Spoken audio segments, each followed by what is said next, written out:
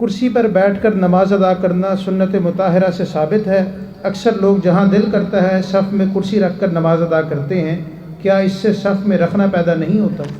جی، رکھنا تو یقیناً پیدا ہوتا ہے، اور صف میں وہ جو قدم سے قدم اور کندھے سے کندھا ملانے والی بات ہوتی ہے اس میں بھی خلل واقع ہوتا ہے۔ کرسی پر پہلی بات تو یہ ہے، اجازت صرف اسی کو ہونی چاہیے جو معذور ہو، جس کو کوئی تکلیف ہو۔ آج کل جو فیشن بن چکا ہے کہ ہر مسجد میں پلاسٹک کی کرسیاں رکھی ہوئی ہوتی ہیں، کسی کو ضرورت ہو یا نہ ہو، کسی کو اگر یہ بھی پتا ہو نا کہ یہ امام لمبی تلاوت کرتا ہے تو وہ کرسی لے کے بیٹھ جاتا ہے پہلے سے۔ تو بغیر عذر کے، چونکہ نماز میں جس طرح نماز فرض ہے، اس کا قیام بھی فرض ہے، اور قیام آپ کھڑے ہوں گے تو ہوگا، بیٹھنا تو فرض نہیں ہے، کھڑے ہونا فرض ہے، الا یہ کہ آپ معذور ہوں اور کھڑے نہ ہو سکتے ہو، یا کھڑے ہونے میں آپ کو کوئی تکلیف ہو۔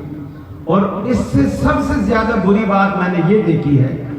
کہ کرسی پہ بیٹھ کے جو نماز پڑھنے والے ہوتے ہیں، کرسی سب پہ رکھ لیتے ہیں، خود کرسی سے 1-1.5 فٹ آگے کھڑے ہو جاتے ہیں، کرسی پیچھے اپنی جگہ رکھی ہوئی، خود کھڑے ہوئے اور سب سے بالکل آگے نکل کے کھڑے ہوئے، اکیلے بالکل، اور کرسی خالی ہے۔ یہ تو بالکل ہی اس نے صف کا ستیہ ناش کر کے رکھا۔ اگر معذور ہے تو کرسی کے اندر بیٹھے، اگر خالی کرسی ہے تو وہ تو بیچ میں ایسے ہو گیا جیسے صف کے بیچ میں پلر آ گیا، اور نبی کریم صلی اللہ علیہ وسلم نے پلر کے مابین بھی صف بنانے کو منع کیا ہے۔ تو لہٰذا اس کا خیال رکھا جائے، اگر کوئی معذور ہے بیٹھے اور کوشش کرے کہ سائڈ سے رکھ لیں، آخر میں 1-2 کرسیاں آپ معذوروں کے لیے رکھ لیں،